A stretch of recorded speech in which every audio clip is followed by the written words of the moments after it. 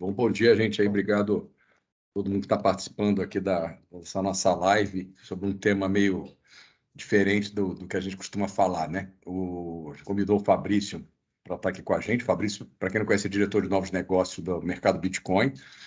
E o objetivo aqui, assim, não é esse call, por mais que seja sobre o universo de ativos digitais, longe da gente de, assim, não é um call para a gente discutir se esse negócio faz sentido ou não faz, se dá dinheiro ou não dá, se é uma boa categoria de ativo ou não, se vai substituir o mundo normal e tal.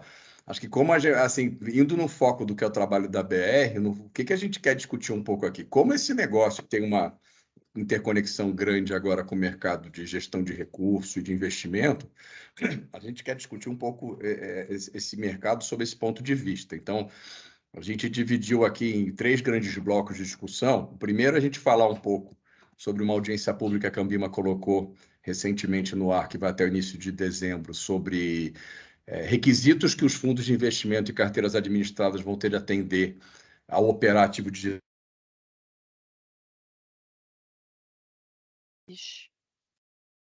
Os pontos e comentários que a gente imagina em enviar para a Ambima. Depois, no segundo bloco, a gente vai...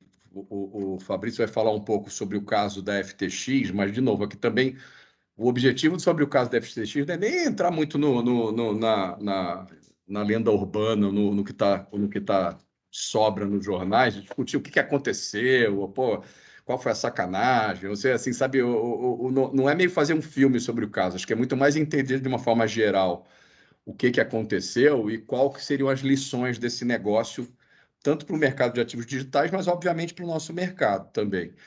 E aí, fazendo um link no final com os dois assuntos, é entrar talvez num tema que eu acho que é até mais relevante de agora em diante, que é talvez a rediscussão que voltou para a mesa do projeto de lei de regulamentar ativos digitais no Brasil, face a tudo isso que a gente falou.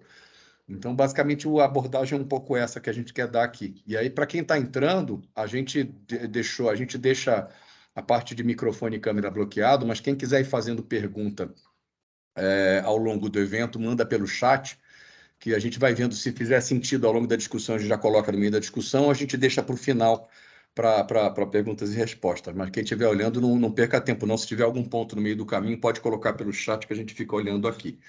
Então, indo para o primeiro ponto, o que assim, falando um pouco do que a Ambima colocou no ar, eu acho que vale contextualizar um pouco como é que a Ambima faz a sua autorregulação de diversas categorias de ativo ao longo da história, né? Então, muita gente olhou o que a Ambima colocou no ar e falou assim, pô, mas isso é muito light, é pouco, isso aí não muda muita coisa. Mas muda sim, assim, a audiência que a Ambima colocou no ar, ela basicamente foca em alguns pontos que parecem simples, mas que eu acho que eles são relevantes para a gente começar. Assim, o primeiro ponto que ela coloca é uma série de terminologias padrão. Então, ela botou ali uma espécie de índice remissivo, que faz parte, em geral, de todos os códigos, que eu acho que é um ponto legal, que primeiro falar assim, olha, vamos falar a mesma língua? Então, assim, nesse mercado de ativos digitais, essas terminologias aqui significam isso, para a gente falar a mesma linguagem, né? Esse foi um ponto que eu acho que é interessante, o mercado deveria contribuir.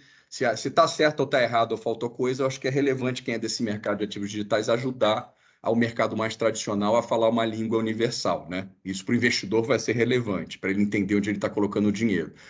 E aí, até antes de tudo, assim, a própria audiência em si está tratando disso, eu acho que é um reconhecimento importante para o mercado de ativos digitais, porque a hora que a Ambima coloca uma série de regras para um fundo investir em ativo digital, ela está reconhecendo aquela classe de ativo como uma classe de ativo que tem relevância. Isso aconteceu no passado com crédito privado, com derivativo, então todo, vamos dizer assim, mercado que começou a ser um pouco mais da moda para fundo de investimento e quando começou a ser usado pelos gestores era uma coisa um pouco estranha, a regulação acabou indo mais ou menos nesse caminho que a Ambima tem feito, ou seja, primeiro alinhar a terminologia, fator de risco, etc. Então, eu acho que esse mercado deveria ficar bastante feliz com essa audiência, porque é o reconhecimento de que é uma asset class elegível para fundos tradicionais e carteiras administradas. Então, isso é bastante relevante. Aí, o caminho geral que a Ambima leva e que não escapou nessa audiência, então, de definir as terminologias, e depois trabalhar via fatores de risco. Então, basicamente, ela definiu de duas formas. Primeiro foi falar, olha, fundos que só, de certa forma, só operam esse mercado sem muita concentração, tem que botar um aviso meio genérico, que fala que opera naquele mercado os riscos, e um fundo que tem uma concentração maior, aí sim a Ambima está listando uma série de fatores de risco que tem que ser introduzidos nos documentos legais do fundo da carteira administrada. Aí todo mundo vai falar, pô, mas isso aí parece bula de remédio, né, que ninguém lê. Mas infelizmente quando o investidor coloca dinheiro num fundo, numa carteira administrada, ele deveria sim olhar o regulamento, a lâmina, etc., porque tem informações ali relevantes para quem está investindo, para ele pensar, pô, se eu não entendi nada, bobear, eu não devo colocar dinheiro nisso.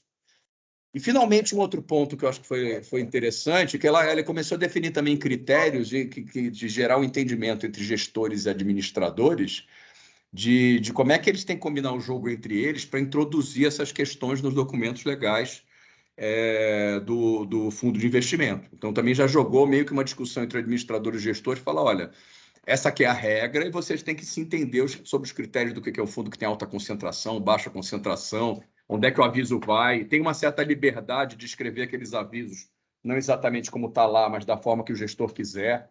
Então, não é obrigatório que só tenha aqueles avisos, pode se colocar mais. Então, ela também já jogou um pouco isso para uma discussão entre gestor e administrador de fundo. E, no final, o último ponto que acho que é relevante, que muita gente talvez não deu muita atenção, é que tudo isso a Ambima obriga para fundo, mas obriga para carteira administrada.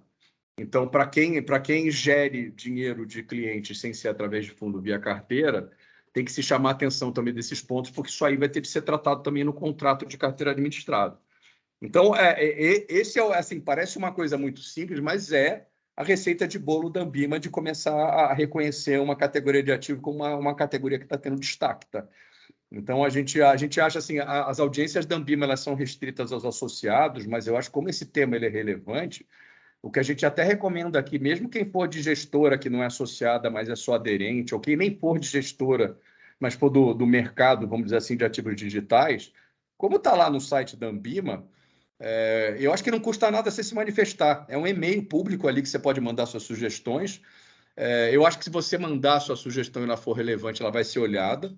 Duvido muito que a Ambima vai usar a regra do jogo e falar assim, não, pô, é o mercado, a empresa XYZ de ativo digital não é associada, mandou uma sugestão super interessante, mas eu não vou considerar.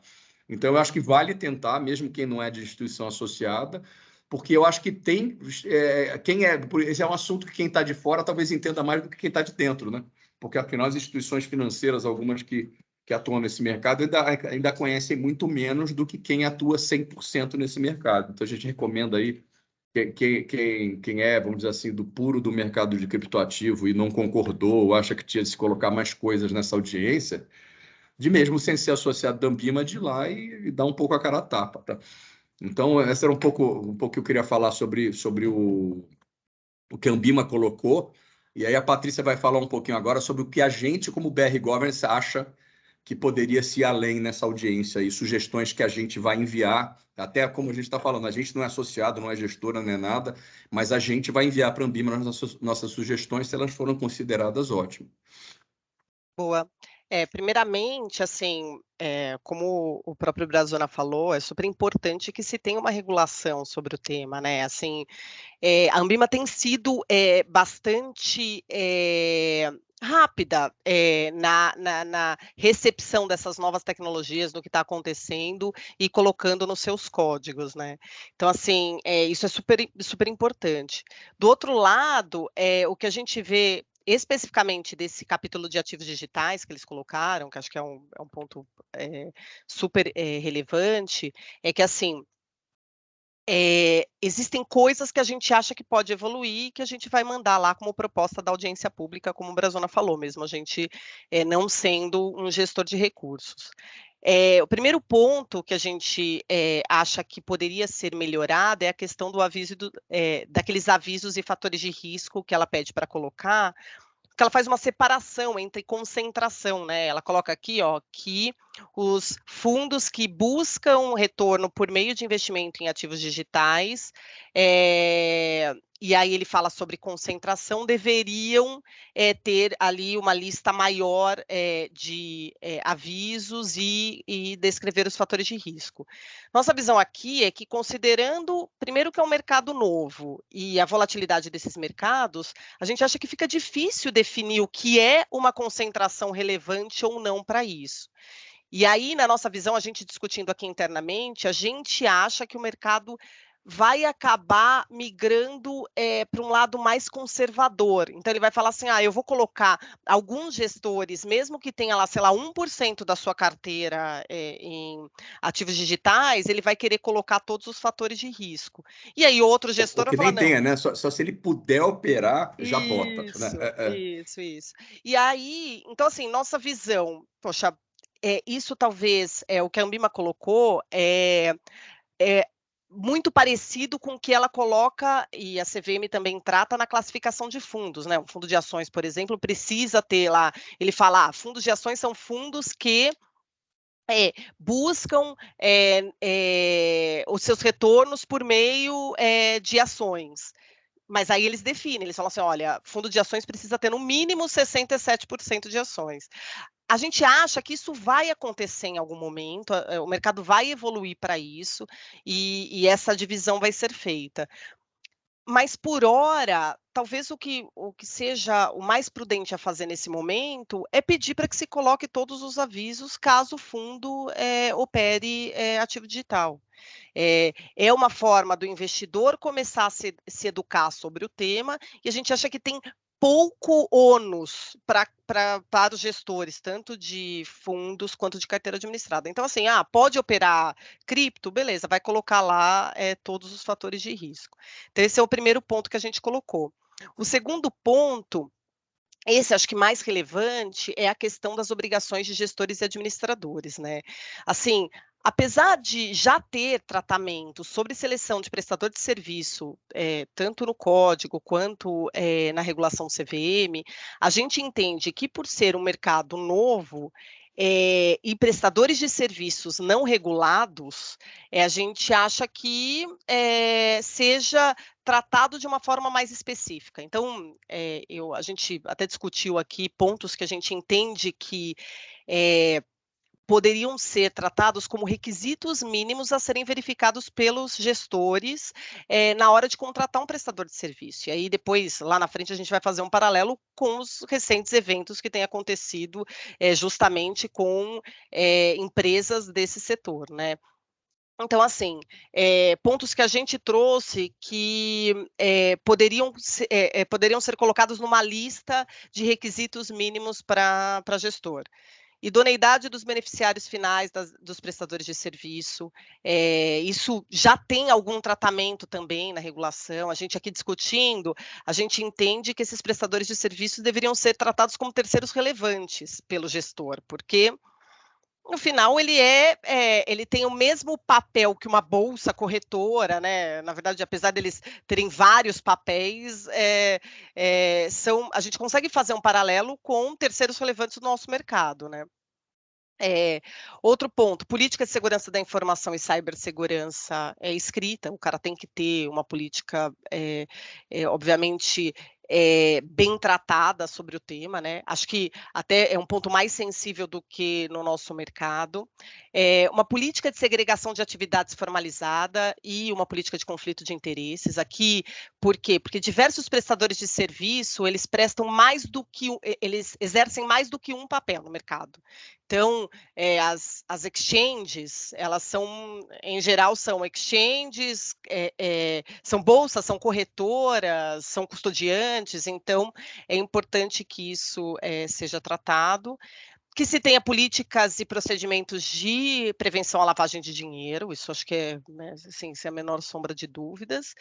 E um ponto que é discutível, mas que parece relevante quando a gente faz o paralelo com o nosso mercado, uma política de segregação patrimonial dos ativos, né? Que aí acho que até daqui a pouco faz o gancho para uma discussão maior que tem acontecido no próprio mercado.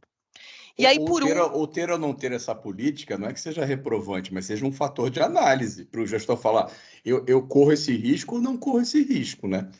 Exatamente, exatamente. E aí é justamente isso. E aí a gente colocou como um terceiro ponto uma política específica de seleção de contraparte também. Porque o que a gente entende é que, dado que as contrapartes elas são novas, são não reguladas e existem questões e eventos recentes acontecendo que trazem um risco relevante de contraparte, o gestor ele precisa ter uma política específica para tratar o tema, que seja, eu vou concentrar nesse prestador de serviço porque eu fiz uma diligência muito boa e confio de que vai estar lá, ou não, eu vou diversificar, vou pulverizar justamente para reduzir meu risco caso uma contraparte tenha algum problema. E o que a gente acha que é mais importante é a questão do disclosure para o investidor. Investidor, olha só, eu tenho uma contraparte, ou não, eu tenho aqui uma política que eu seleciono as contrapartes de acordo com esses critérios. Então, assim, esses são os 3 pontos que a gente queria trazer, mas acho que o ponto importante aqui é que a gente sempre tenta fazer o paralelo com o que a gente tem hoje, tanto quando você vai fazer uma seleção de corretora para operar, custodiante, administrador, então assim, são prestadores de serviço não regulados, mas a gente entende que está ali no mesmo nível desses prestadores de serviço que a gente Acho que nem trata no como mesmo, relevante né, aqui. Patrícia? Talvez assim, talvez a Ambima tenha achado, falou assim, já tem lá nas obrigações do gestor de ter uma política de contratação de prestador de serviço e tal. Mas as nossas conclusões assim, não é comparável uma política que você faz com uma corretora que opera na B3, que todas elas têm a mesma estrutura legal, tem o mesmo fator de risco que é uma contraparte central, num mundo aqui que é completamente diferente, que no fundo cada corretora tem estrutura diferente da outra, né? Tem modelos de negócio diferentes, então esse risco de custódia varia pra caramba, né? É quase cada uma bolsa, praticamente, né? É, Ou Cada não um negócio sei, tem separado. modelos mas diferentes, o né? ponto relevante é que hoje existe, por exemplo, um questionário razoavelmente extenso, padrão Ambima, que é o padrão, é o QDD de corretoras, né? Que a corretora precisa lá preencher. Então, assim, o que eu estou dizendo é que no final das contas, o tratamento ele tem que ser no mínimo um Não, mas aí tem que ser tratamento pior, no porque assim, detalhe. Equivalente, ou a até questão mais da. detalhado.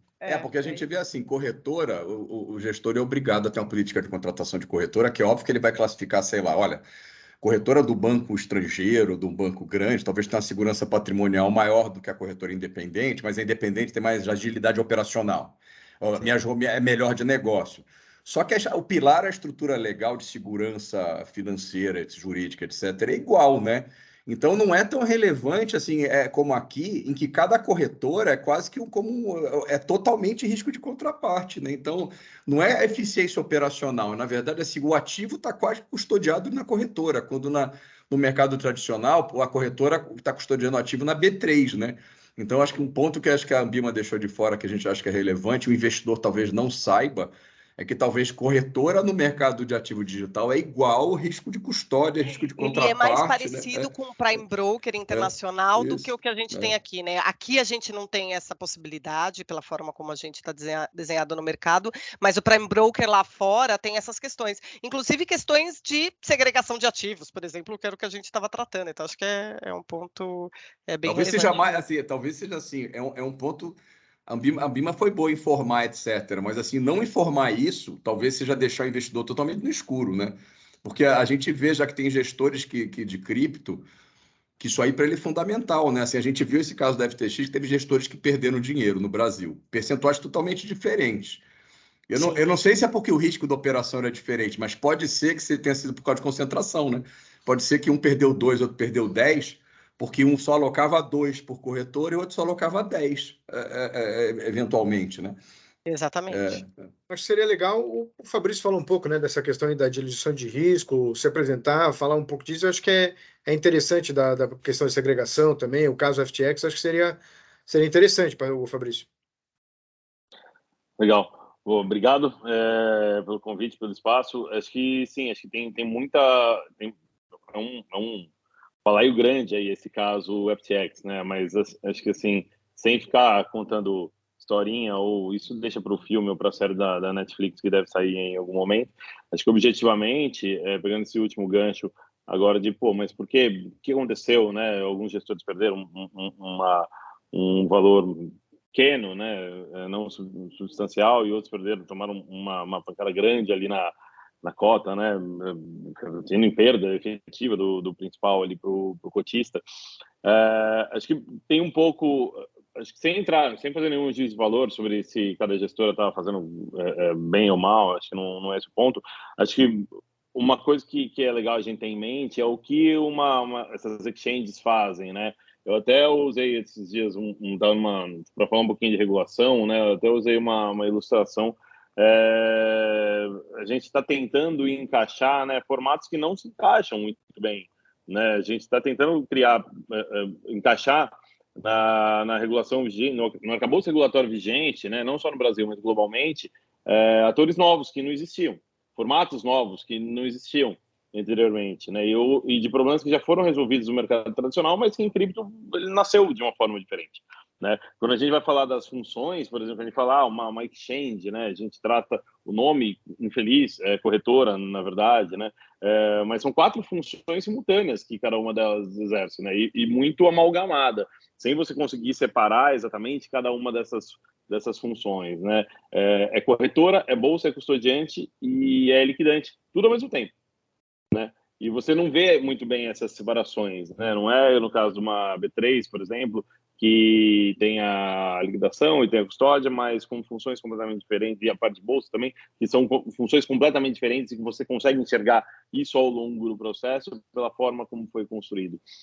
No universo cripto, isso é muito próximo, né? Você fala, poxa, mas o gestor, ele contratava um custodiante distinto. Ok, mas em algum momento ele corre o risco de custódia que está efetivamente ali na exchange, né? E com alguns agravantes, né? Acho que o principal deles, que é um mercado 24/7, e com liquidações que a gente chama atômicas, né?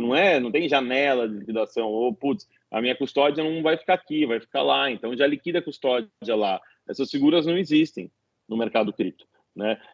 Existe uma construção sendo feita, é um mundo em desenvolvimento, e principalmente quando a gente vai falar para o mercado institucional, né? Um universo que ele nasce para a pessoa física, resolvendo problemas da pessoa física, que cá entre nós não está olhando muito bem essas separações, essas segregações, quando ela vai operar diretamente os ativos digitais, mas quando você vai para o nível institucional, você fala, opa, peraí, como é que isso funciona? Eu não quero correr esse risco de custódia, ou eu quero reduzir esse risco de contraparte, eu não quero correr tudo, né? Então, ele traz alguns elementos mais complexos. Se você pensa em termos de modelo de negócio, por exemplo, ou até do mandato de algumas gestoras, fala, poxa, eu vou operar aqui explorando oportunidades de arbitragem nesses mercados, né? Isso presume que o cara vai estar substancialmente alocado em ativos, né, nas diversas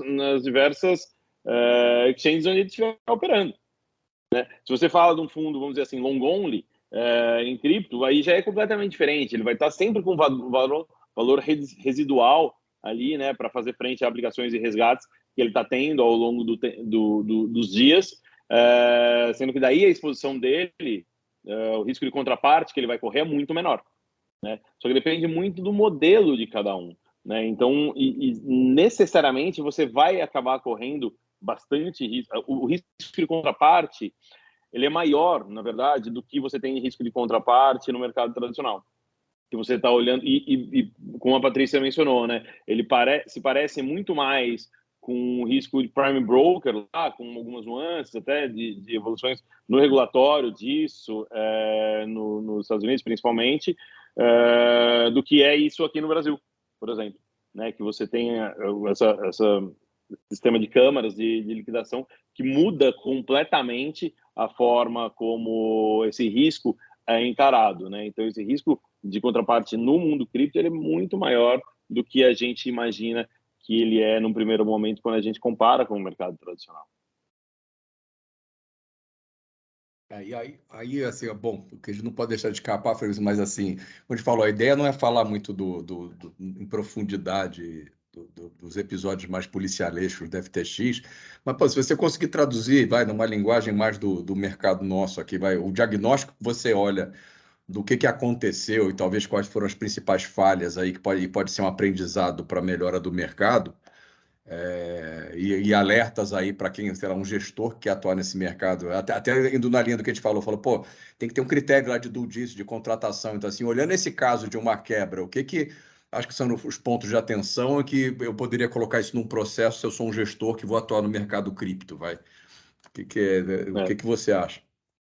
Eu acho que é legal assistir olhar essa história como um filme, não como uma fotografia ali da FTX, né? A FTX, ela nasce como sendo uma exchange, né? Esse misto de bolsa e corretora cripto, com uma pegada já institucional, né? A origem de tudo isso era uma empresa chamada Alameda, que era uma mesa de trading, né, oriunda de alguns profissionais que saíram de uma outra empresa de trading de mercado tradicional chamada Jane Street Capital, tanto quanto conhecida, atua com atuação muito substantiva globalmente, inclusive aqui no Brasil, né, muita gente conhece, e que eles fundam essa empresa de trading para explorar oportunidades de arbitragem em cripto nos mercados globais, né? Então essa era a ideia lá no começo. E o diagnóstico do Sam, o popular SBF, aí o Sam Bankman-Fried, ele fala, cara, todos são ruins. O universo cripto ele não está preparado para um usuário institucional com uma exigência muito grande em termos de latência, performance de mercados, market making e tudo mais. Fala, cara, é tudo ruim, vou fazer a minha. Então, ele funda a FTX com essa ideia, uma exchange criada por traders para traders, né? De grande volume, uma pegada mais institucional, mas não tanto com demandas do investidor institucional, principalmente em termos de performance em mercado, não tanto do ponto de vista de governança, né? É assim que a FTX é fundada lá em 2019. Né? Na largada, já foi alvo de muitas críticas, no sentido de falar, poxa, legal, uma mesa de trading cria uma exchange para chamar outros traders. Mas fala, cara, tem um conflito gigantesco aí na largada, né? Como que você me garante que você não está dando um monte de benefício para você mesmo, né? Porque não era algo focado no retail, né? No varejo, porque é super comum quando você vai criar uma exchange do zero, você traz um grupo de market makers para atacar o mercado pessoa física, né? E tudo bem, você vai ter um mercado super tight ali, você pode ter diversos modelos de negócio, cobrando mais, cobrando menos, enfim. Mas quando você vai para o mercado nacional, você está atraindo outros caras meio com o mesmo bicho, né? Parecidos com você, que é um trader também. Então, tinha muita crítica. Falou, não, como que você garante que você vai? Não, porque você vai ver e tal. E começou a atrair muita gente ali para operar e começou a crescer, ganhar muito volume. Né? Vira um cara que o foco do cara é criação de produto e derivativo e solução meio de tesouraria mesmo, né? Exato. O foco do cara é assim, eu vou criar um book aqui de operação, né?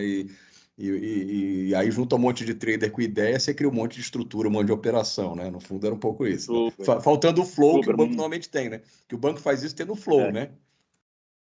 Exatamente, falta a ponta do flow, isso é importante, né?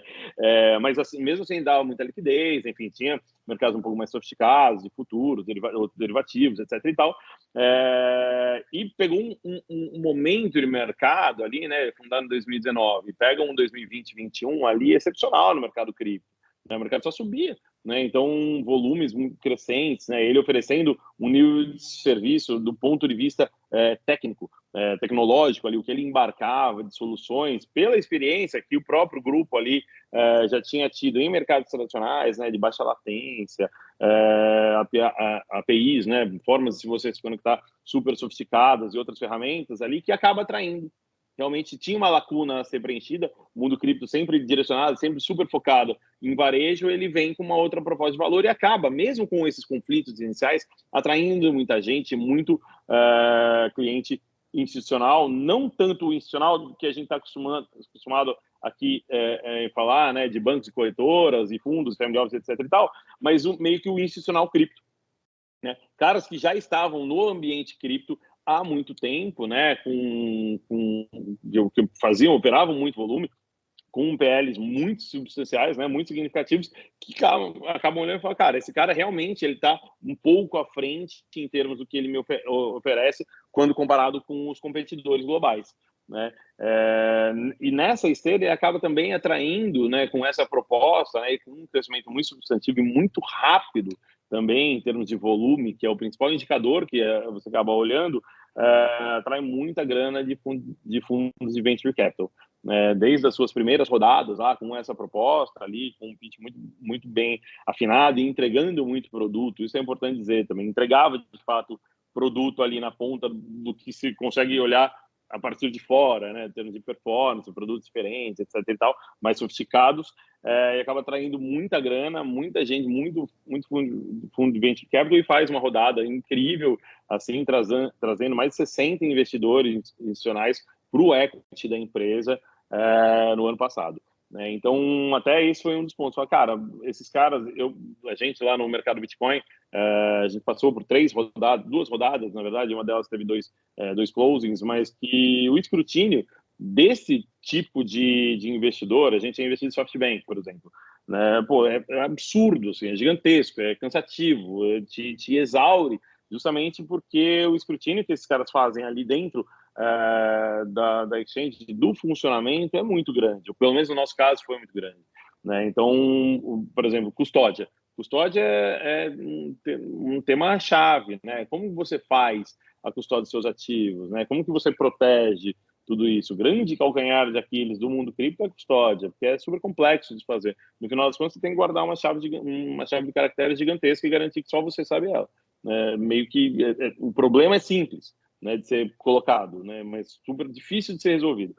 Né? Então, uma diligência muito grande ali ao longo do tempo, e também saber quem são os seus clientes, a qualidade desses clientes, o perfil desses clientes, a frequência desses clientes, para ver se o seu modelo para em pé, se não é você fazendo volume fake ali, que é uma coisa super comum em exchanges globalmente, né? Tanto que tem alguns índices que verificam o quanto, né, pelo comportamento desse volume ao longo do tempo, se ele é fake, se ele tende a ser fake ou não. Mas, enfim, a FTX trazendo muita gente, e acho que ali acabou acontecendo essa ideia do FOMO, né, do Fear of Missing Out. Você fala, cara, um player diferente que traz uma proposta de valor diferente, focando num outro tipo de investidor, né, muito bem relacionado ali, trazendo para o cap table ali da companhia, né, acionistas super relevantes globalmente, né. Então, acho que ali faltou também um pouco esse super cartão de visita. Fala, cara, você acha que esses investidores colocariam tanta grana num player cripto sem o escrutínio? A resposta foi sim, no final das contas, né?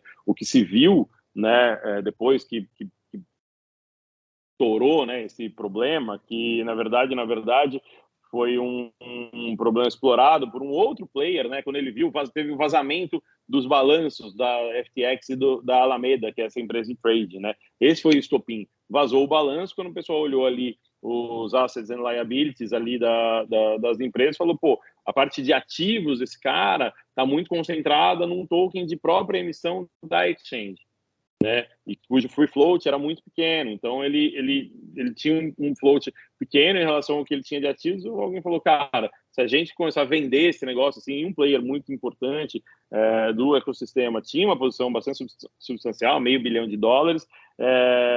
que olhando o free float, era muito fácil fazer o ativo derreter e deixar esse cara ali com as calças na mão e falar, pô, meu, vou ter que fazer alguma coisa, e daí a coisa foi degringolando, né?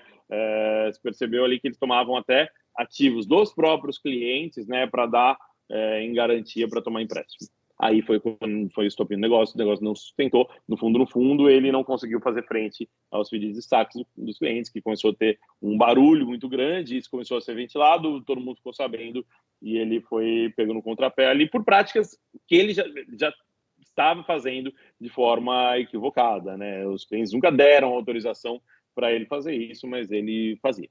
Né? Então, diligências pobres, governança pobre, controles pobres e, sobretudo, ninguém olhando. Acho que esse foi o maior problema ali, o maior ensinamento, né? No cara que, na sua maior operação, estava em Bahamas, né? A operação era lá, né? A principal jurisdição era lá em Bahamas, e acabou ficando um negócio muito grande para alguém fazer todo o escrutínio que se tinha que fazer, e em questão de uma semana a FTX quebrou, bloqueando todo mundo que tinha dinheiro lá, não tinha dinheiro lá, na verdade, né? O que se veio a saber depois, né? Então não conseguiram sacar os seus ativos lá dentro da exchange. Agora vai desenrolar, pediram recuperação Chapter 11, né? Recuperação judicial lá nos Estados Unidos. Parte dos ativos foram transferidos para uma autarquia em Bahamas, né? Para proteger os usuários de Bahamas. Enfim, um filme que a gente vai ver se desenrolar ainda ao longo do tempo. Eu acho que o mais importante aqui é falar, o que poderia ter sido melhor, né? Feito ao longo desse tempo. Eu acho que a regulação, né, e sobretudo mais do que isso, a supervisão, né, a gente tenta encaixar em outras formas, né, nos Estados Unidos principalmente de money transfer, na Europa também um pouquinho, mas são players que fazem custódia de valores super substanciais, né, e que são facilmente movidos de forma irreversível, né. Então você tem um bicho novo aqui para você conseguir olhar, né, e conseguir criar regulação, né, e muito importante, supervisão para que a regulação que você criou ela seja de fato observada, né? Eu acho que você colocar e falar, poxa, eu aqui não tenho capacidade de regular, né? Foi um pouquinho que a gente, nossa leitura, né, do que a CVM fez a partir de 2017, 18, né? Fala, poxa, eu não consigo olhar, então vai para algum lugar onde isso é regulado, né? Mas eventualmente com uma regulação super falha, né, que não faz frente, é insuficiente para encarar os desafios que esse universo cripto Talvez aquele propõe, né? pressuposto de achar assim, onde já está regulado, talvez seja melhor de onde ainda não está regulado. Isso não é bem verdade, talvez, né?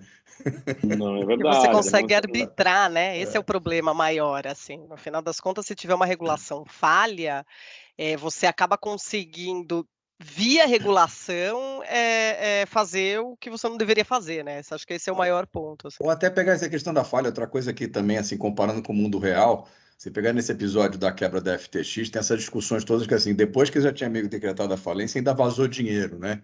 Porque quando você olha um modelo tradicional, vai seja no Brasil, nos Estados Unidos, onde for, sei lá, se uma padaria, se ela passa por um processo judicial de falência, o judiciário, etc., ela já sabe onde pedir para bloquear, né? Você vai mandar para o Banco Central o pedido de bloqueio, que vai mandar para todos os bancos e falar, olha, congela as contas dessa padaria aqui, que ela não pode movimentar porque ela está sob discussão de falência e tal. Nesse mercado é completamente diferente essa questão do bloqueio de contas, etc. Isso mostrou que é um aprendizado gigantesco ainda pela frente, né? De como é que você intervém num negócio que é muito fluido, né? Até na hora da Exato. emergência. Por outro Da lado, essa emergência. quebra toda, né, ela indica dar pontos interessantes de onde é que a regulação ela pode atuar de uma forma mais efetiva, né? Então você vê pouco controle, conflito de interesse, segregação nenhuma. Talvez aí tenha alguns pontos aí que mereçam mais atenção, pelo menos no começo de uma regulação, ainda que incipiente. Alguma regulação obviamente tem que ter, né? Aí até entrando nisso, assim, pegar para entrar no negócio do PL, até botar uma provocação que talvez assim esse negócio estava um pouco, ficou de lado no Brasil por questões diversas aí, agora volta à tona. E é engraçado assim que você que está nesse mercado que a gente vê quando conversa assim, a gente acaba olhando com o nosso pé de mercado financeiro, porque a gente pensa assim, olha, qualquer mercado, se quiser acessar o dinheiro do mercado financeiro, vai ter de se sujeitar a determinadas regras. Mas nesse mercado de ativo digital ainda tem muito tem um outro lado do negócio das pessoas que têm uma visão até romântica ou rebelde do mundo, vamos dizer assim. Ele fala, não, isso aqui não é uma coisa que eu quero me conciliar com o mercado financeiro, eu quero substituir o mercado financeiro, né? Existe um pouco essa visão dos puristas de mercado de criptoativos, fala assim, não, isso aqui é um novo mundo, o velho mundo e o novo mundo, né? Então, agora, só que eu acho que agora, quando chega num conflito, como quem é de negócio e tem uma visão mais longo prazo para ser grande, eu acho que essa visão de que se o mercado de ativo digital vai substituir o mercado tradicional é uma visão para cowboy, né? E eu acho que aqui, mas eu acho que é uma coisa que sempre trouxe essa briga sobre regular ou não, né? Eu acho que são players de um lado que olha e fala assim, não, cara, eu quero o meu novo mundo aqui, o Matrix, uma coisa que não se mete nisso aqui. E eu acho que outras pessoas falam assim, não, eu quero sim ser uma coisa revolucionária, disruptiva, que permite o empreendedor a ser super-heróico e tal, mas eu quero fazer negócio com o mercado tradicional, né? Eu acho que esse é o eterno conflito desse mercado de ativo digital, né? E aí chega uma hora que talvez tenha que se tomar uma decisão, né, em algum país. Acho que você tem razão, né? E tem uma linha bem clara, assim, entre os diversos players, assim, de que lado você tá, sabe? Você quer a revolução e recriar tudo de forma completamente independente, ou essa é mais uma ferramenta e a gente qual que é a oportunidade de empreender nesse mundo? É da construção dessas pontes, né? Você tem um mundo de lá, um mundo de cá. E tudo bem, onde uma exchange que queira se propor a ser uma exchange regulada vai atuar fazendo a ponte, né, do que você existe em mercado tradicional e que você existe no mercado cripto, mercado on-chain, né, que a gente chama. Então, nessa oportunidade aqui, isso é gigantesco, isso é muito grande, porque é você quem vai garantir, né, você vai ser o gatekeeper aqui para levar as coisas de um lado para o outro. E você tem muita responsabilidade também nisso, né? Esse é o grande debate entre quem quer ou não, né, regular, no fundo esse. É quem quer fazer a ponte ou quem não quer fazer a ponte, né? E é muito...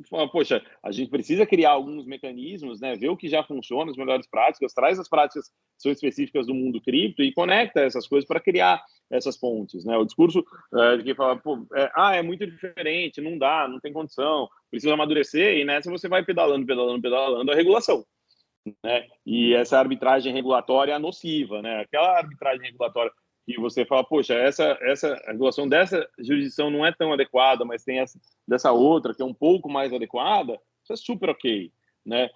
Mas a arbitragem que fica pulando para onde não tem, essa é a que eu vejo de forma super negativa, né? Você não há saída que não seja pela regulação, na minha visão, né? Acho que não tem como você fazer uma forma que esse mercado vá se desenvolver e vá acessar esse bolsão, né, que você mencionou, Brazona, de trazer o dinheiro do institucional para dentro, se você não se adequar às práticas que já foram, que vem sendo construída há décadas de mercado tradicional. Você pega a legislação de fundo tradicional, assim, está tendo mais mercado de fundos, é fato, quanto mais seguro o ativo, mais pertencente ao mercado financeiro, a legislação dá limites maiores de exposição, né? Lá na norma de fundo tem sempre lá um limitinho de 5% para qualquer outra coisa estranha, né?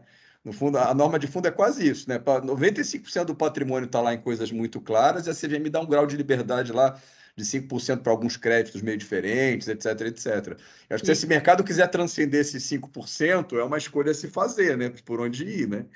Não, e ainda mais, né? Quando a gente fala, por exemplo, do mercado de fundo de pensão, e aí que é né, que é um pote grande a ser acessado, é mais ainda, quanto mais regulado e Não, mais dentro da restrito casinha. ainda. Se não for seguro, os caras não vão botar dinheiro, é lógico, é lógico. Senão vai sobrar lá, vai poder ter 1% para investidor profissional que assine 50 termos, e aí não vai ser um mercado que realmente vai crescer, né?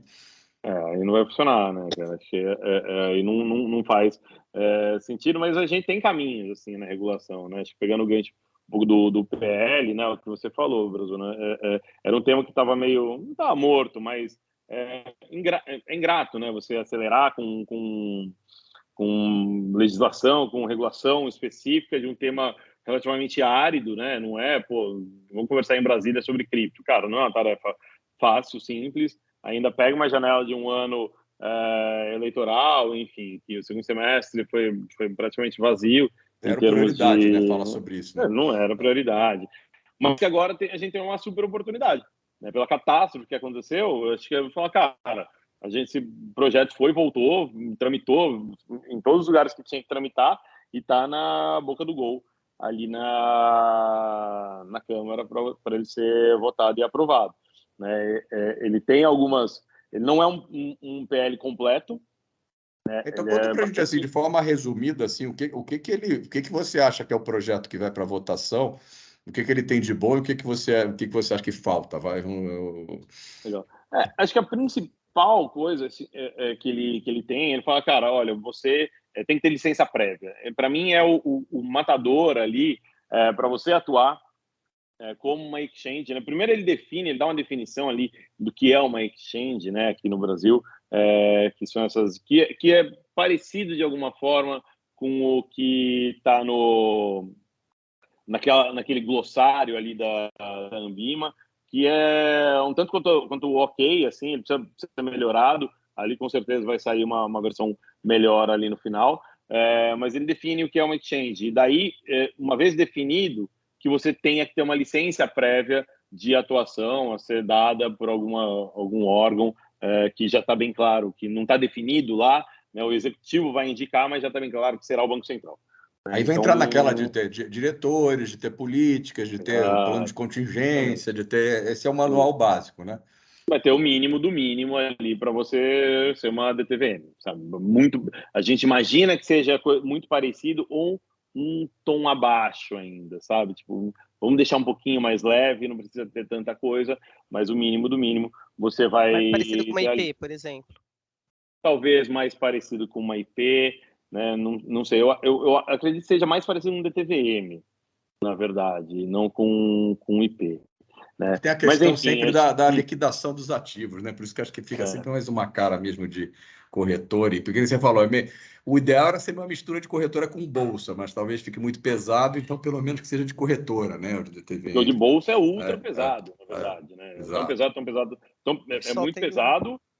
Só tem uma, e quando É. teve a consulta pública recente, tinha um caminhão, assim, porque vale para o cara gastar todo o dinheiro do mundo para ele continuar sendo. Então, quanto mais pesado, melhor para o único player que tem aqui, que consegue carregar todo esse peso. É isso, até um parênteses importante, que eu acho que assim, a gente tem um viés no Brasil, o Brasil é meio caso único, tá? E quando eu trabalhava na Ambima, eu lembro que vi um pessoal do Banco Mundial, do BID aqui, e uma vez o cara me fez uma pergunta assim, ele falou assim, vocês não têm preocupação com o risco sistêmico, vocês terem todo o risco do Brasil praticamente concentrado em uma bolsa só, da parte de equity, derivativo, de juros, renda fixa e bolsa? Eu falei, nunca tinha pensado nisso, na verdade. Então a gente tem um modelo muito único comparado com outros países. Óbvio que tem países pequenos na Europa, tal, que tem uma bolsa ou outra, mas quando você compara com os Estados Unidos, que é um país grande, você tem diversas bolsas, tem um sistema bastante diferente. Então, a gente talvez tenha um cacuete aqui que pode ser perigoso, né? Porque realmente, se a gente for tentar botar um viés de bolsa, a gente tem uma que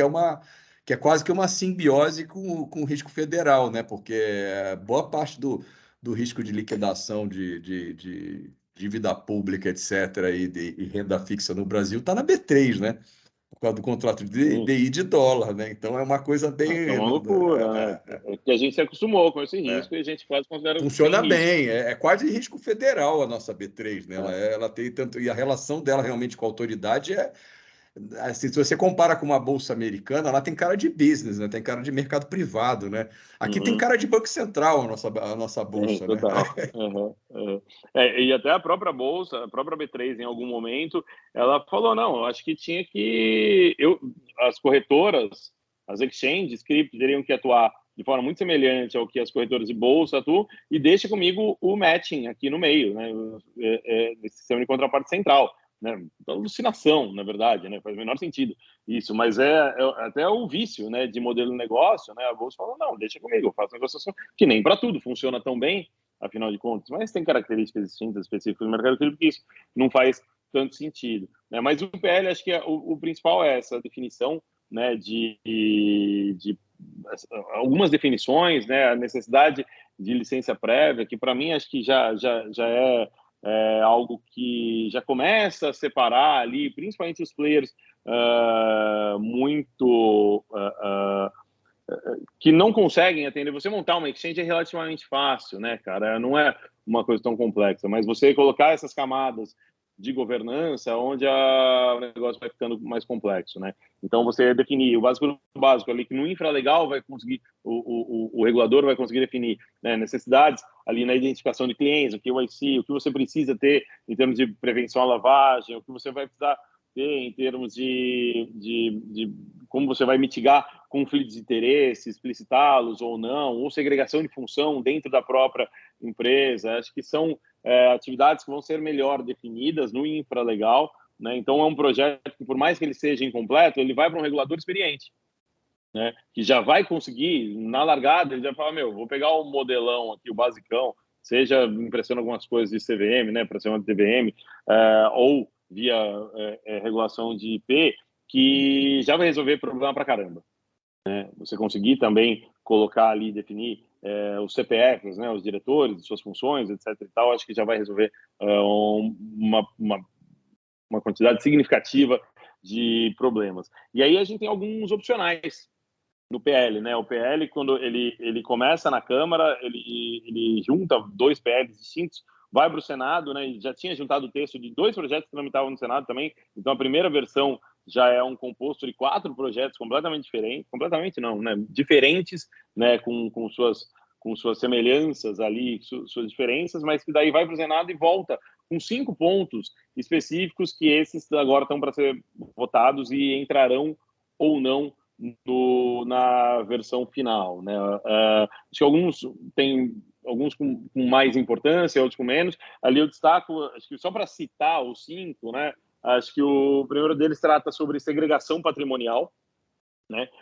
Dizendo que as exchanges elas terão que implementar a segregação patrimonial do que é patrimônio próprio e o que é patrimônio de clientes. Né? O mercado Bitcoin já faz isso desde a fundação, né? Atualmente, né? Já tem uma segregação ali onde transitam recursos próprios, onde transitam recursos de clientes. Né? Você ter isso muito bem definido, muito bem claro, acho que ajuda muito a não ter essa confusão que é o que houve no caso da FTX.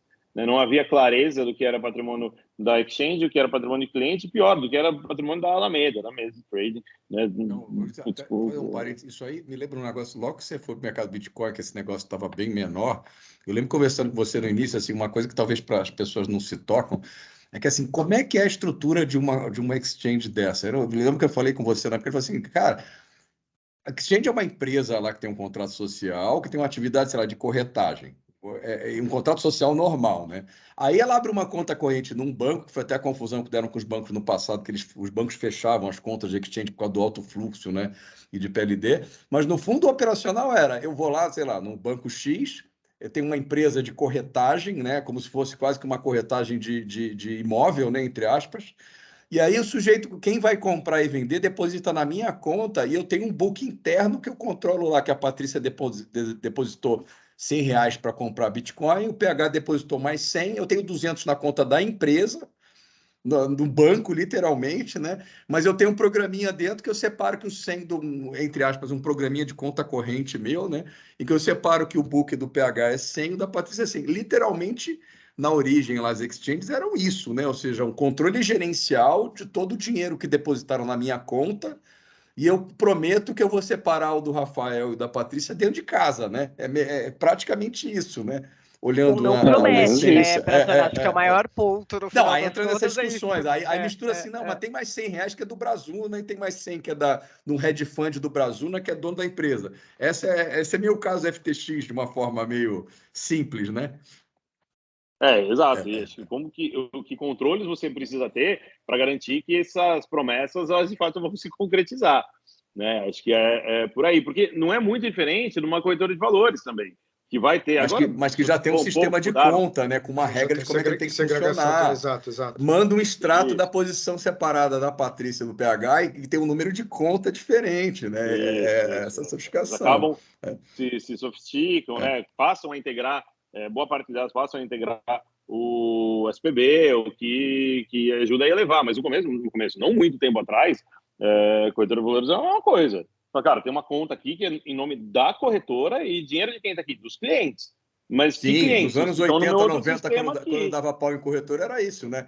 Muita corretora quebrou porque o sujeito recebeu um extrato de mentira e ele não tinha convicção de a conta dele era separada da proprietária, porque era tudo book da corretora que fazia exatamente isso, né? E aí na Bolsa tudo isso mudou nos anos 80, 90 para evitar esse tipo de problema, né? Exato, mas as custas de muita regulação e supervisão também. O que os programas de qualificação operacional lá da BSM e tudo mais foram subindo a régua de forma muito substantiva, principalmente depois da desmutualização, né? Então, teve e que é relativamente recente, né? Se for ver, isso é o quê? Entre 2000 e 2010, né? Mais para a segunda metade da década de 2000 aí, do que para o começo. Então, foi um processo relativamente recente no mercado que existe há 100 anos. Né? Então, acho que a gente consegue fazer muito rápido também no lado cripto. Cara, isso é meio basicão, sabe? Isso é muito mais barato fazer isso hoje com tecnologia do que era no passado. Exatamente. E com a diferença que você tem que fazer isso não só para conta corrente, mas também para ativos, que é rigorosamente a mesma situação.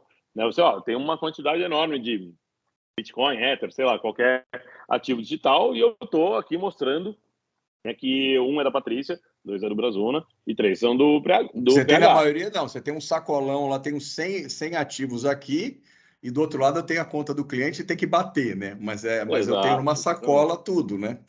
Eu tenho que ter excesso aqui na sacola do que individualmente os clientes têm. Então, assim, acho que com as nuances da tecnologia e coisas específicas que os ativos trazem, no fundo, os desafios são os mesmos, né, de outros mercados em outro momento do tempo, né? Então, essa questão da segregação patrimonial, que é um ponto super, nossa, gerou uma discussão muito grande, né, dentro do universo cripto, falando, não, tem que ter, não tem que ter, tem que ter, não tem que ter, tanto que ainda está em discussão, a gente não sabe qual a versão que vai ser aprovada ainda, se é que vai ser aprovada, né? Alguns argumentos é dificuldade técnica, alguns argumentos são, putz, eu sou global, não consigo, né? E um terceiro argumento velado é eu uso o dinheiro do cliente. Pô, cara, aí não dá também. Por isso que talvez, assim, acho que como esse negócio tem muita divergência, assim, talvez vai ser realmente uma coisa que vai ter de ficar no infralegal do Banco Central, ele definir critérios diferentes, né, ou possibilidades diferentes, né, alguma coisa assim, né?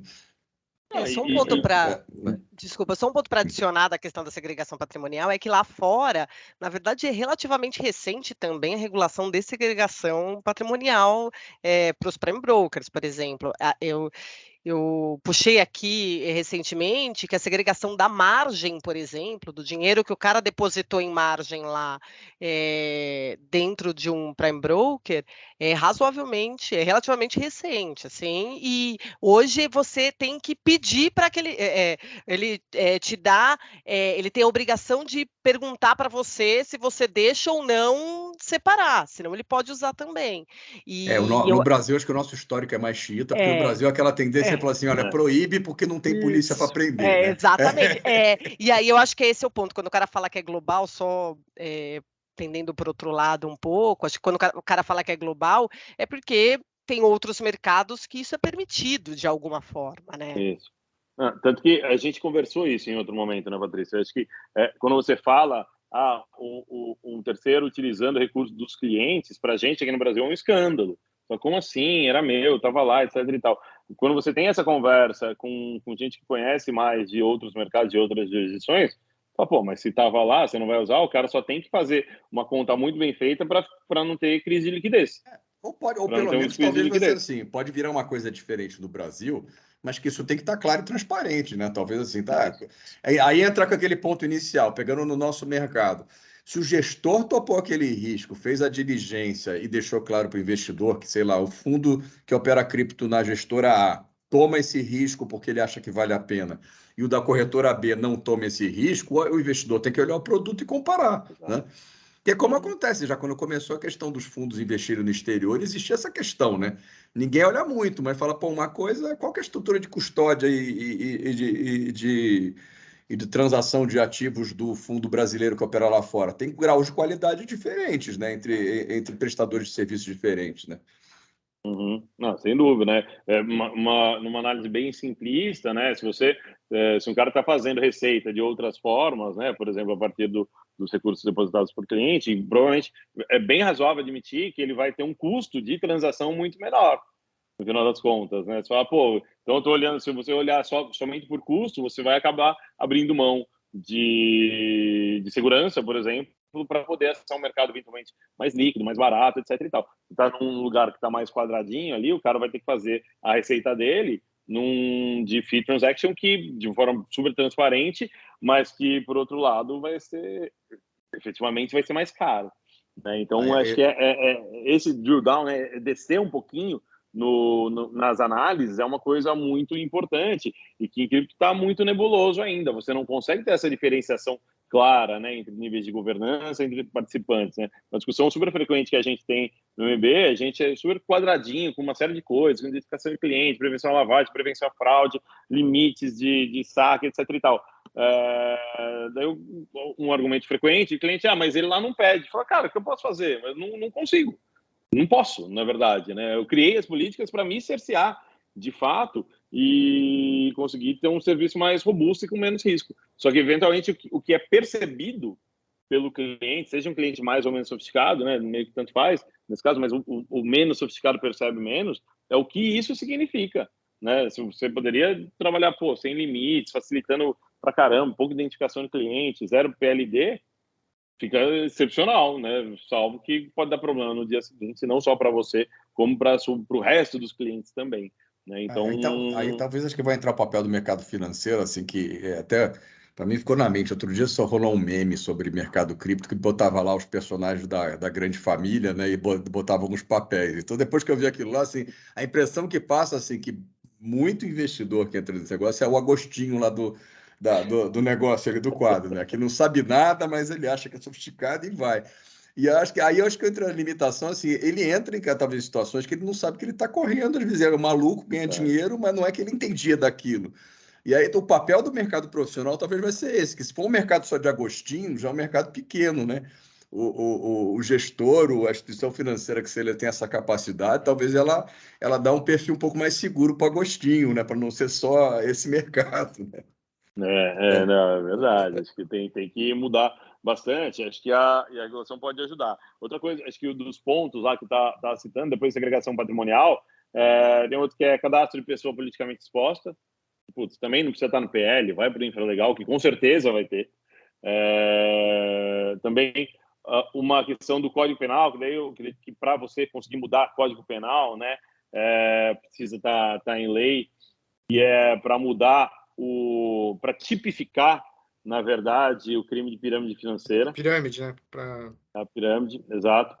Né, uma alteração ali, ampliando a você pensar pena. também não é o core do projeto, isso aí também, né? Já é uma coisa para consequência, né? Atende demandas assim, específicas, assim, porque uma das forças, né, que pressiona a aprovação desse projeto é uma quantidade absurda de pirâmides que já rolaram aqui no Brasil, né? Felizmente, de uns tempos para cá está bem menor, né? Mas já foram muitas, né? E eventualmente com uma certa alguma impunidade, mas assim tem uns bons caras presos aí, o que me anima bastante. Mas Talvez a questão ampliar a eu pena. acho que a Selic está concorrendo com a pirâmide, né? Porque antes, quando a Selic era baixa, o cara busca ativos de O cara risco. deitava e Agora o rolava. piramideiro está difícil ele concorrer com a Tá Selic, né? difícil a vida dele. Tá difícil a vida do piramideiro. Então, esse é um terceiro ponto, né? Tem um ponto também de mineração verde, né? Que dá alguns incentivos fiscais, né? Para tanto a energia, né? Se você utilizar fontes renováveis de energia para o processo de mineração, né? Você poderia ter benefícios fiscais, né? De importação, enfim, para fazer mineração no Brasil, ainda que não seja tão viável fazer aqui por conta de custo de energia, mas, enfim, marginalmente seria interessante, mas também não é central, né? E uma regra de transição, né? Que acho que essa é uma Isso é discussão polêmico. interessante. Se aprova esse negócio de dar desconto para comprar computador para minerar, vai ter cara que vai montar mineradora fake só para comprar computador barato, né? Mas é super específico. Hoje, mineração é super. Os chips que você precisa são um tanto quanto Tá. específicos. Só serve para isso. Eu não consigo Entendeu? Serve montar para outra coisa. uma mineradora que, na verdade, é uma loja de computador, né? Não dá, não dá. Não consegue. Não consegue. Só serve para mineração. Tanto que quando não funciona para mais nada, é descarte. Né? E um último ponto que é de uma regra de transição, né? Se seria observado o vacatio legis lá de 180 dias, né? Ou dada a urgência do tema, o PL já seria começaria a valer no D+1. Né, do tipo de ter, por exemplo, de você ter CNPJ no Brasil, um básico do básico aqui, enfim, mas que existe uma discussão a esse respeito. Tem uma expectativa, gente, hoje estamos na sexta-feira, né, rolaram algumas discussões essa semana, havia uma expectativa dele poder ser votado essa semana, mas não foi, teve reunião de líderes durante essa semana lá em Brasília, existe uma promessa do relator de colocar isso em votação na próxima terça.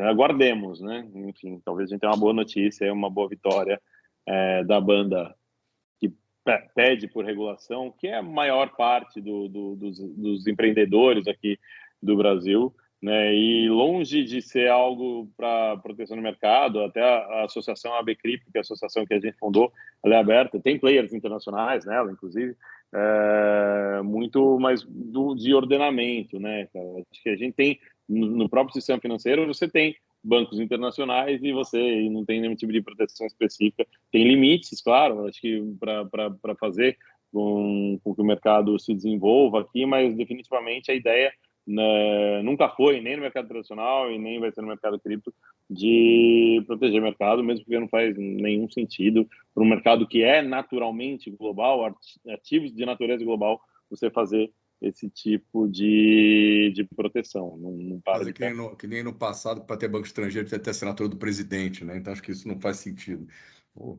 Agora, o efeito vai demorar, né? Porque se a gente vai ter um projeto de lei agora que vai ter desafios gigantescos, depois que se for para o Banco Central, e sei lá, chute o nosso de experiência, num processo de audiência pública, discussão de norma, a gente vai ver coisas significativas sendo implementadas daqui a uns 2 anos, né? Vamos dizer assim.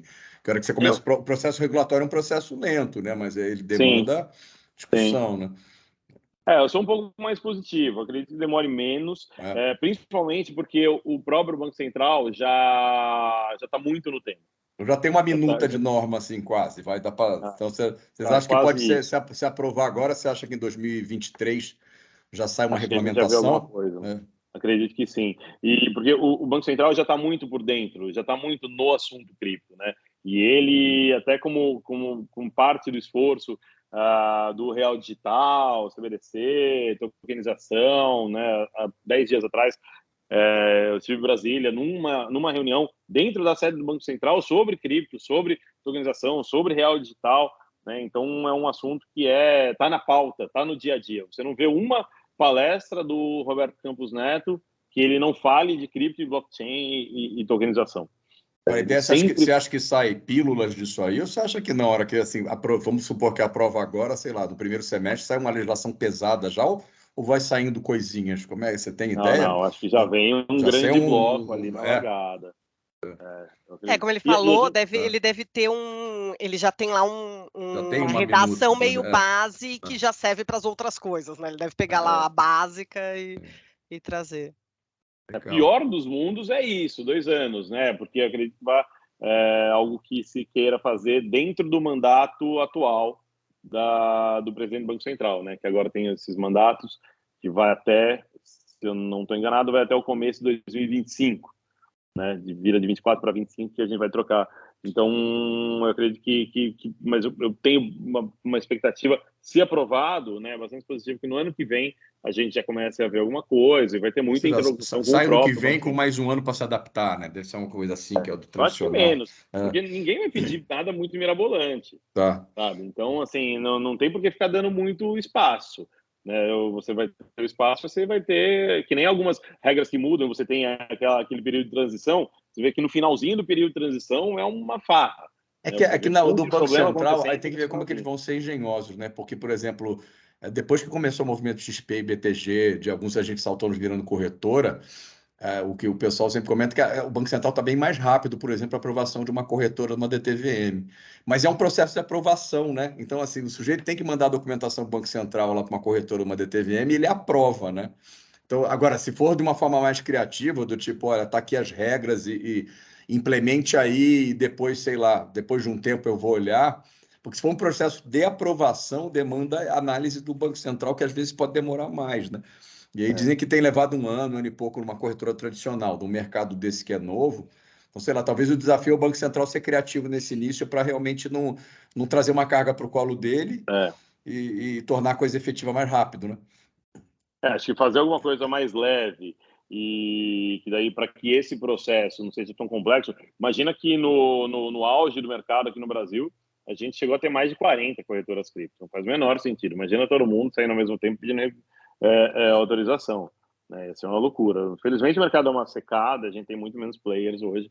E acredito que até com a regulação, alguns que não têm estrutura suficiente, não que seja algo super complexo, vale dizer, mas num mercado de baixa, né, que o dinheiro não está abundante como estava, sei lá, um ano, 18 meses atrás, alguns talvez a gente passe por um momento de consolidação e falar, cara, assim eu não quero.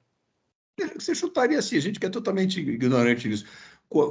Quantas exchanges você chutaria que tem no Brasil, exchanges brasileiras, vai tirando as transações? Chute mesmo, para a gente ter ideia, que eu não tenho a menor ideia. Hoje deve ter em torno de umas 25. Mas você acha que realmente dessas 25, assim, e você acha que essas 25 têm condições de passar por um processo desse? Não. Não tem. A gente vai ter ali, num processo de regulação, imagina que a gente consolide aí para umas 10, alguma Tá. coisa do tipo.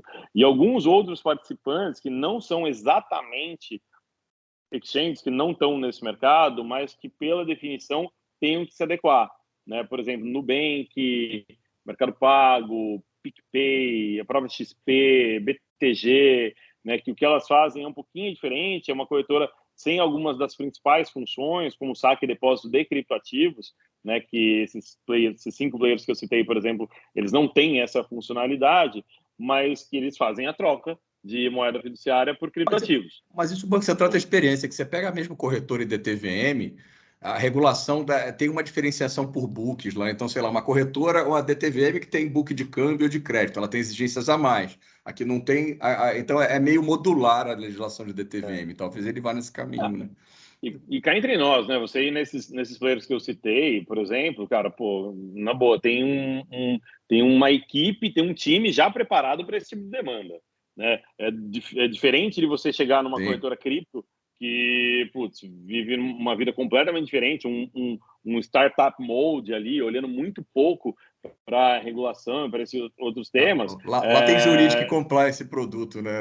Às vezes o cripto não tem. Exatamente, sabe? O cripto não tem, e não porque é ruim, não é exatamente isso, mas é porque é uma estrutura super enxuta que não tem que se preocupar com esses temas, né? Quando precisou de algum legal opinion, alguma coisa, foi em grandes escritórios. Totalmente operacional, né? A tua estrutura é operacional, né? Não é...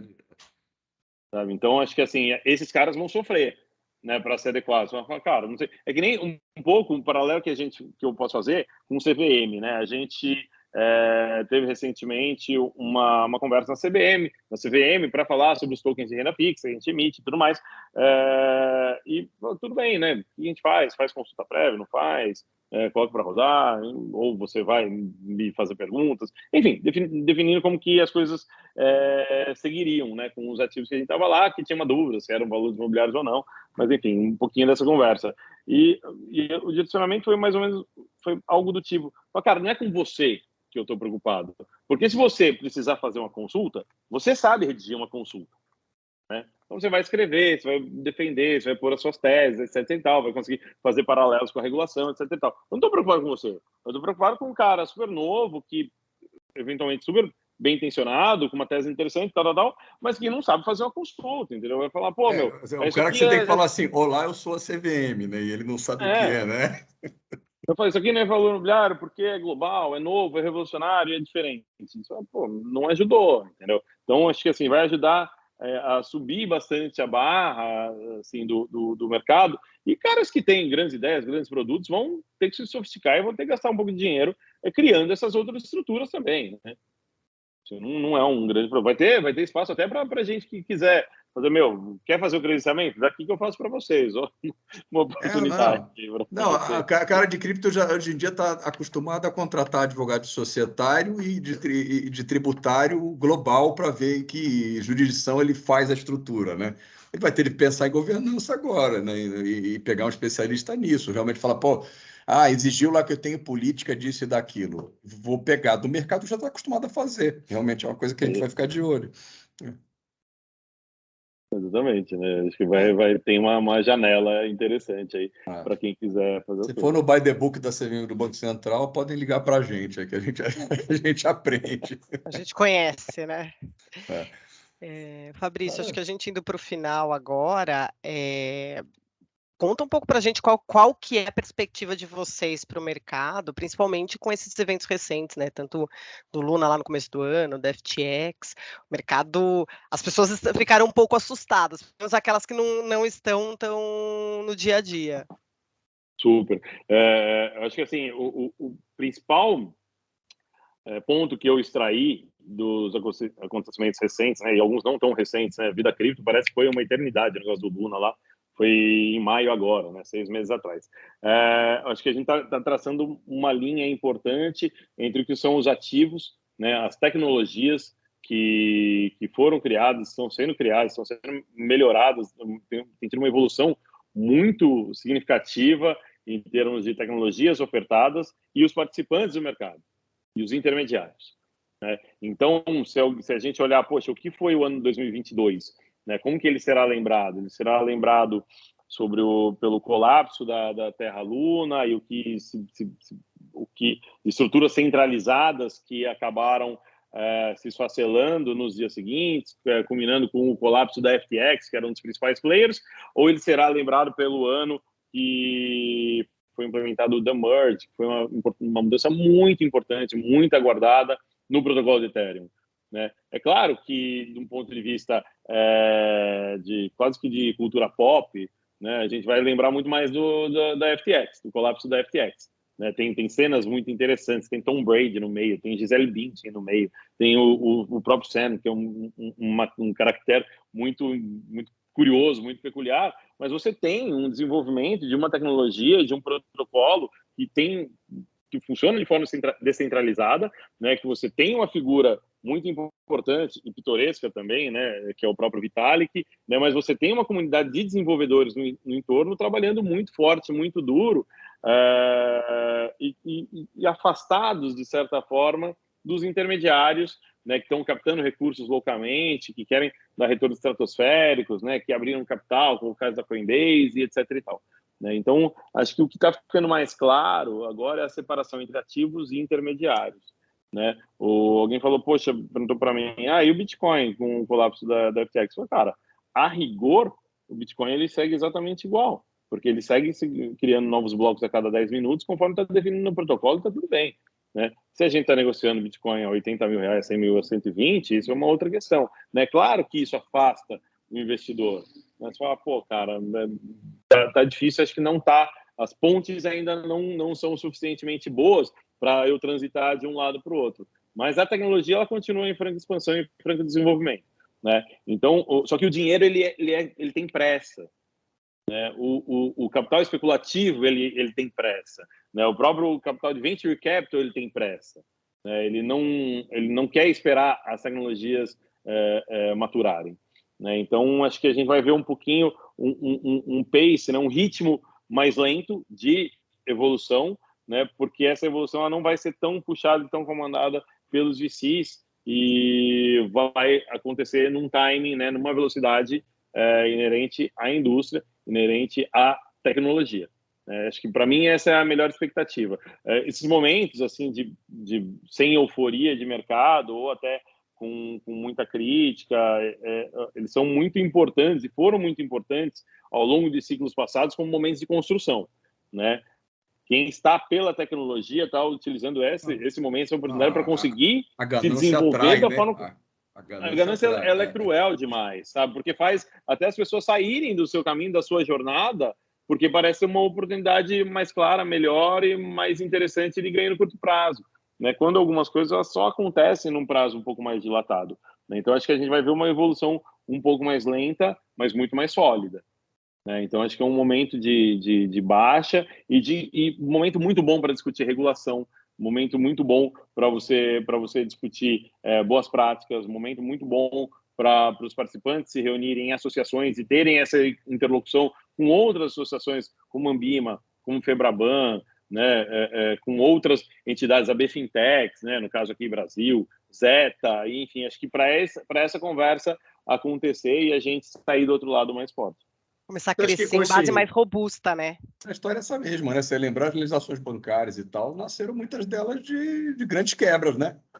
Fabrício, você acha que com esse governo novo, você espera uma continuidade da visão e tratamento do tema ou alguma mudança que pode vir? O que você espera? Olha, é um tema que, quando você vai para o legislativo, por exemplo, você não enxerga lados muito claros, assim, sabe? Porque se fosse pegar no rigor, ali o tema cripto, ele seria algo mais liberal, né? Do tipo, poxa, independência de Estado, bancos centrais, etc. e tal. Contudo, você só leva a discussão para o legislativo para ter regulação, o que é meio paradoxal. Né? Então não muda muito, não é tão claro. É meio no micro, né? Não é uma coisa que vai muito no macro. Exato. E o que eu acho o mais importante, na verdade, é a gente não está discutindo o presidente do Banco Central para o ano que vem. Então tem uma continuidade de um mandato que tem sido muito positivo no mundo cripto. Então, putz, ok, a gente vai passar sem mudanças, acho que essa é a grande sem notícia. mandato, esse negócio voltaria para o zero e ia ser aquela velha conversa. Voltaria Espera pro para zero. ver quem entra no que vem, né? Isso é verdade, isso é positivo. É muito positivo. Maravilha, gente. Acho que prova que o assunto é bom, que eu achei que a gente ia fazer uma live de uns 40 minutos, foi bem maior que isso, né? Verdade. Eu acho que tem até ideias de outras aqui, né? E o futuro aí. Vamos acompanhar esse projeto do lado de vocês, do nosso lado aqui, o projeto de Ambima. Se vocês quiserem, a gente depois manda sugestões que a gente vai publicar, o que a gente vai mandar para a Ambima, em LinkedIn, etc. E vocês fiquem à vontade aí para criticar ou embarcar na mesma demanda que a gente vai fazer. E precisando da ajuda aí, tanto vocês quanto quem está na live aqui para discutir eventual participação na Ambima, é só mandar uma mensagem para a gente. Legal. A gente está super atento também com essa interlocução com o Ambima, por exemplo. A gente é possível que a gente se manifeste. A gente tem uma asset, né? Então que não é associada, mas é aderente ao código. Enfim, a gente deve também, possivelmente, a gente deve se manifestar sobre o tema. Mas putz, tem muita coisa para acontecer, para rolar no futuro próximo aí. Um tema quente, né? Acho que é a grande graça. E, pô, obrigado pelo espaço de novo. Precisando, a gente faz mais uma. Obrigado a todo mundo que estava aí vendo a gente. Valeu. Tá bom, gente. Bom, boa sexta-feira para todos aí. E para quem entrou agora no final, a gente depois vai disponibilizar essa live gravada e provavelmente também vai virar Fazer corte, né? um podcast no nosso canal de podcast futuro. Então vai ter vídeo no nosso site ou o podcast aí. O vídeo deve estar semana que vem. O podcast a gente vai lançar ao longo de dezembro. É só ver aqui, tem o Diogo, tá alguém digitando aqui, parou de digitar. Tá bom. Qualquer pergunta que alguém tiver, manda depois para a gente aí. Se tiver alguma dúvida, a gente faz a ponte com o Fabrício e tal, a gente responde. E obrigado a todos. Para me achar, o jeito mais fácil é no LinkedIn, onde eu acabo sendo mais ativo e é mais fácil de falar por lá também. Perfeito. Obrigado, gente. Até logo. Tá Boa ótimo, tarde. pessoal. Bom Obrigado, dia. abraço Tchau, a todos. Valeu. Tchau, tchau. Obrigado, pessoal. Tchau, tchau.